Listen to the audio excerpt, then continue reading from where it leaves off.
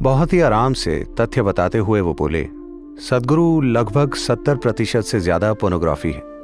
तो पिछले 10 सालों में हम एक अभ्यास चला रहे हैं। अगर आप कुछ अश्लील भी देख रहे हो तब भी सदगुरु सामने आ जाएंगे। Inner engineering. हमारे पास संवाद के जो भी माध्यम हैं उनका इस्तेमाल इंसानों को रूपांतरित करने के लिए जरूर किया जाना चाहिए।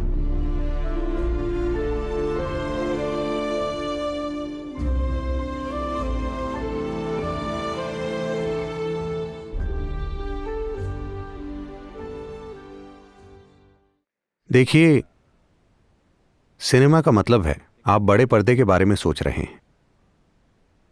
ऐसा नहीं है कि वो एक संभावना नहीं है, पर प्रश्न ये है कि उसे जाकर देखेगा कौन। उसे व्यावसायिक रूप से सफल भी होना चाहिए। व्यावसायिक सफलता मतलब लोगों ने उसे देखा, ठीक है। एक बार ऐसा हुआ, ये 9-10 साल पुरानी बात है। मैं अमेरिका में था और एक व्यक्ति से बात कर रहा था जो एक विशेषज्ञ हैं इंटरनेट वगैरह के। मैं खुद कभी इंटरनेट पर जाकर कुछ सर्च नहीं करता, मेरे पास उन चीज़ों के लिए समय नहीं होता। तो मैंने उनसे पूछा, लोग क्या देखते हैं? हर कोई अपनी स्क्रीन की ओर देख रहा है, वो क्या देखते हैं? बहुत आराम से, बहुत ही आराम से तथ्य बताते हुए वो बोले, सदगुरु लगभग 70% से ज्यादा अश्लील चीजें। मैंने कहा क्या? वो बोले हाँ। मैंने कहा मैं इस बकवास में विश्वास नहीं करना चाहता। 70% अश्लील है, यह असंभव है। फिर मैंने कुछ और लोगों से पूछा, वो सभी बोले हाँ लगभग उतना ही है, शायद 65 या 70 होगा। और वो इसका इस्तेमाल और किन चीज़ों के लिए कर रहे हैं? कई अन्य चीज़ें हैं, ड्रग्स बेचने के लिए, हथियार बेचने के लिए। पर जिस चीज़ ने मेरे अंदर सबसे ज़्यादा घृणा पैदा की वो ये थी कि इंटरनेट पर हर साल 15 साल से कम उम्र के 16 लाख बच्चे बेचे जाते हैं।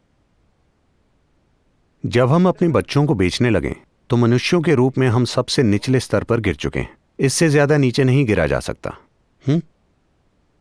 जब हम अपने बच्चों को हर तरह की गुलामी में इस्तेमाल के लिए बेचने लगे तो इसका मतलब है हम नीचता की हद तक पहुंच गए हैं, इससे नीचे नहीं गिर सकते, है ना? तब मैंने तय किया कि मैं इंटरनेट पर जाऊंगा। तो पिछले 10 सालों में हमने यह अभियान चलाया है। आप में से कई लोग जो ऊंचाई पर बैठे हैं, आपने ये झेला होगा कि अगर आप कुछ अश्लील भी देख रहे हों तब भी सदगुरु सामने आ जाएंगे। Inner engineering. मैं ये थोड़े आनंद से कह रहा हूं क्योंकि जब इतनी जबरदस्त तकनीक हमारे लिए उपलब्ध है तो क्या हमें ये करना चाहिए? देखिए, इस धरती पर कई महान प्राणी आए हैं, लेकिन जब वो आए और उन्होंने कुछ कहा तो मुश्किल से 10 लोगों ने सुना। उन 10 लोगों ने उसे हर तरह के रूप दे दिए। आज पहली बार आप यहां बैठ सकते हैं और पूरी दुनिया से बात कर सकते हैं। जब हमारे हाथ में ऐसा साधन है, अगर हम मानवता को अभी रूपांतरित नहीं करते तो इसका मतलब है हमारा ऐसा कोई इरादा ही नहीं है ना? तो आपका सवाल बिल्कुल जायज है, लेकिन क्या हमारे नेचुरल स्टार अध्यात्म पर एक फिल्म बनाएंगे? बायोपिक सदगुरु।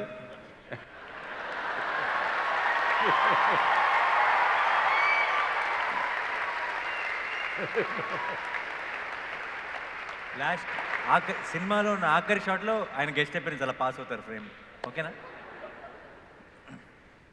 तो हमारे पास जो भी माध्यम है, जरूरी नहीं कि वो आध्यात्मिक प्रक्रिया हो।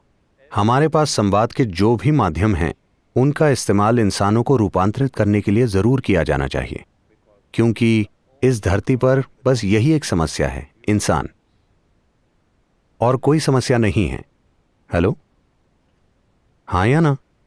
यही एकमात्र समस्या है। तो जब आज संवाद का इतना शक्तिशाली माध्यम मौजूद है, ऐसी तकनीक उपलब्ध है जिससे हर इंसान तक पहुंचा जा सकता है, चाहे वो दुनिया के किसी भी हिस्से में हो, जब ये संभावना मौजूद है तो मानवता को रूपांतरित करने का यही समय है।